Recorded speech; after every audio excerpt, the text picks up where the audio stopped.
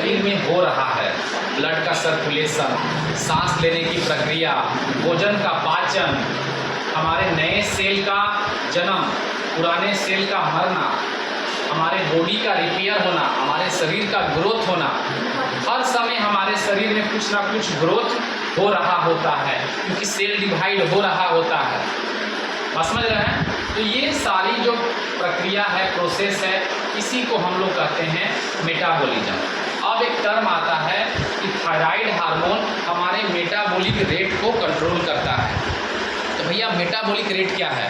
तो metabolic rate एक प्रकार का रेट है जो ये डिसाइड करता है कि how energy use in our body, जो एनर्जी हमने हासिल की, जो एनर्जी हमें भोजन से मिला, उस एनर्जी का उपयोग इस तरह से होगा।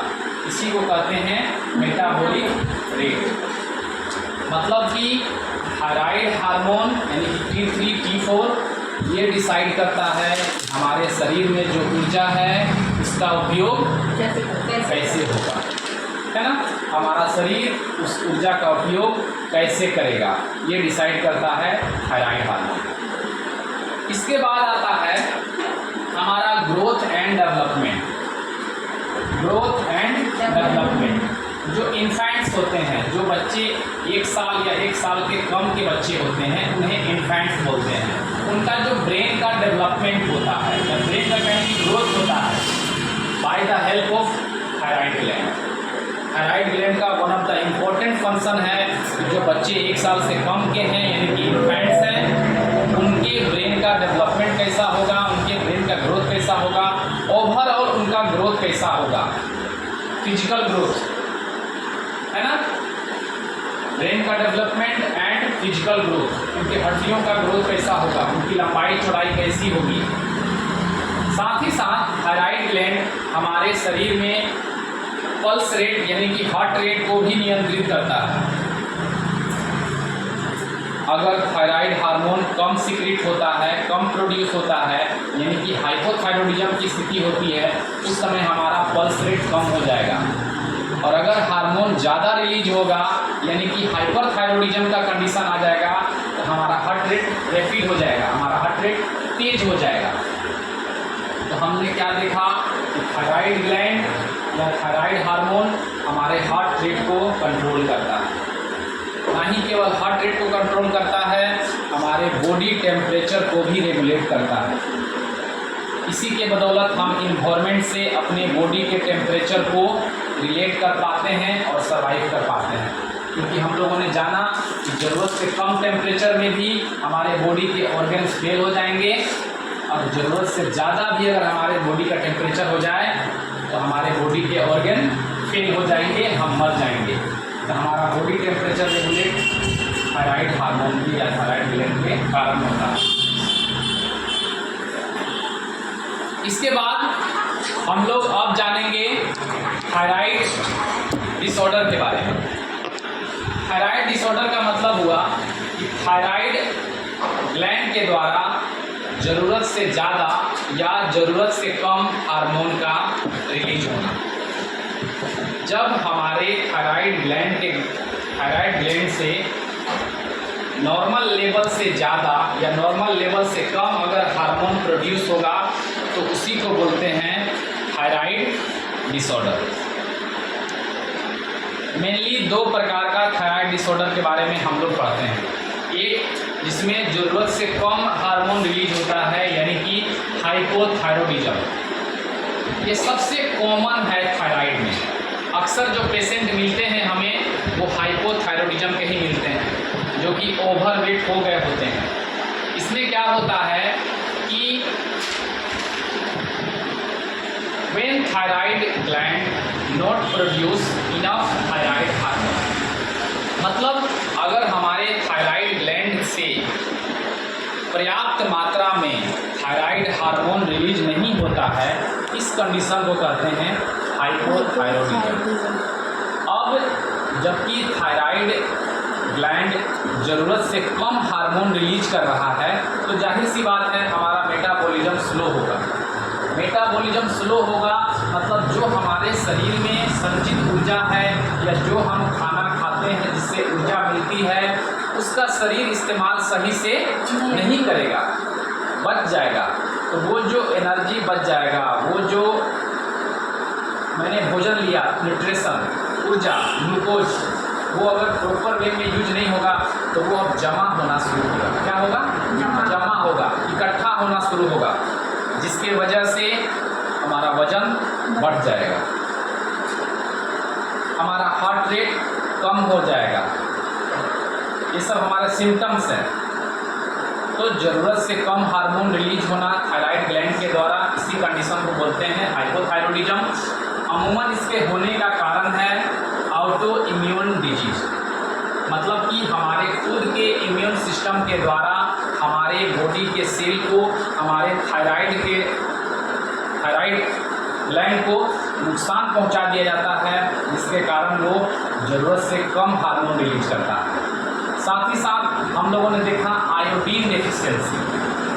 आयोडीन डेफिशिएंसी के कारण हाइपोथायरॉयडिज्म होता है, मतलब कि ज़रूरत से कम हार्मोन रिलीज होता है। ज़रूरत से कम हार्मोन रिलीज होने के कारण हमारा जो डाइजेशन है वो भी स्लो हो जाता है, जिसके कारण कॉन्स्टिपेशन होता है। पेशेंट को क्या हो जाता है? पेशेंट को डिप्रेशन हो जाता है, बाल ज़रूरत से ज़्यादा पतला हो जाता है, बहुत सारी समस्याएं, परेशानियां होती हैं जो कि हम लोग देखते हैं हाइपोथायरॉयडिज्म में। इसका अमूमन जो ट्रीटमेंट है वो है डेली थायराइड हार्मोन रिप्लेसमेंट। हम लोग सलाह देते हैं पेशेंट को कि जिनको भी हाइपोथायरॉयडिज्म हुआ है वो किसी भी केस में दवा स्किप ना करें। डेली उनको थायराइड की दवा लेने की सलाह दी जाती है।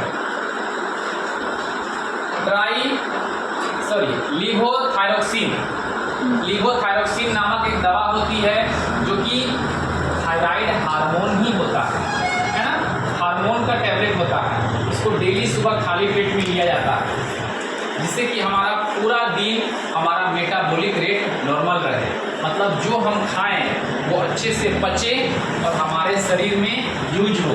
क्योंकि डेली हम अपना जो खा रहे हैं भोजन, उसको डेली कहीं जमा नहीं कर सकते। हमारे शरीर में कोई बैंक नहीं है कि वहाँ जमा करते जाएंगे और वहाँ जमा होगा। एक समय के बाद बहुत परेशानी शुरू होने लगेगा।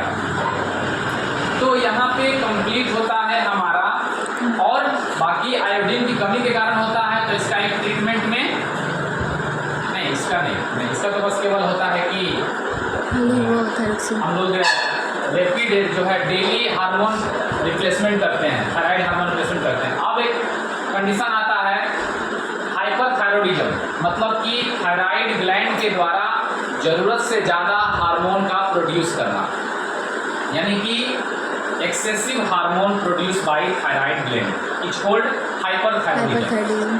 हाइपरथायरॉयडिज्म में क्या होगा कि जब ज़रूरत से ज़्यादा हार्मोन रिलीज होगा तो हमारा मेटाबॉलिक रेट बढ़ जाएगा। मेटाबॉलिक रेट बढ़ जाने का मतलब हुआ कि जो एनर्जी, जो ऊर्जा हमारे शरीर को मिली है भोजन से, उस ऊर्जा को हमारा शरीर जल्दी खत्म करेगा। क्या करेगा?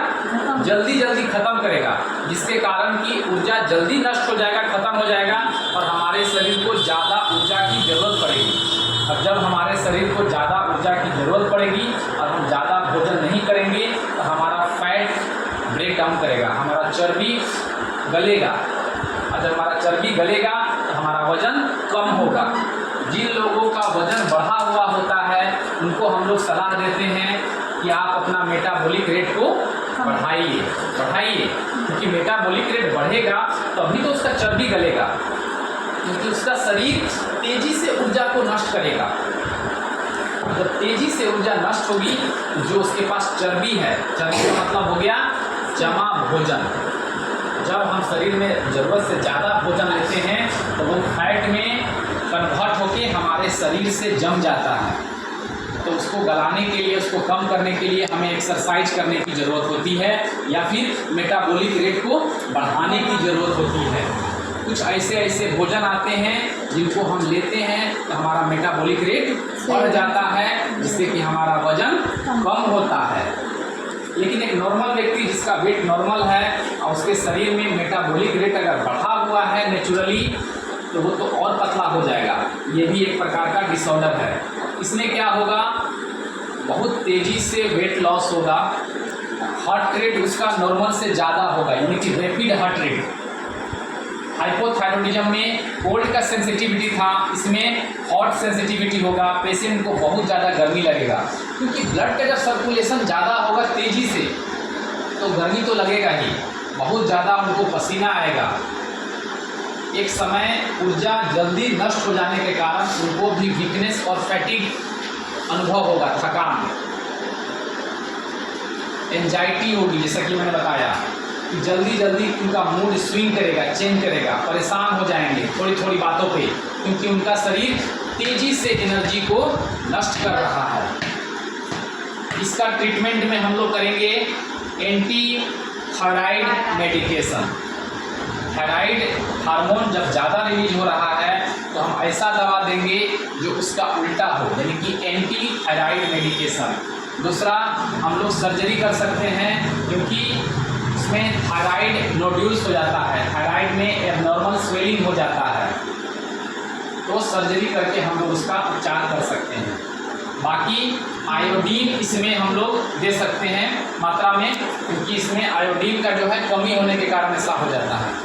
बाकी हम लोगों ने कंप्लीट कर लिया और हमारा थायराइड आज कंप्लीट हुआ। इसमें हम लोगों ने थायराइड से रिलेटेड डिजीज के बारे में जाना, थायराइड डिसऑर्डर के बारे में जाना, थायराइड ग्लैंड के बारे में जाना, ग्लैंड के बारे में हम लोगों ने चर्चा किया, मेटाबॉलिज्म के बारे में चर्चा किया। इसको आप लोग को अच्छे से याद करना है।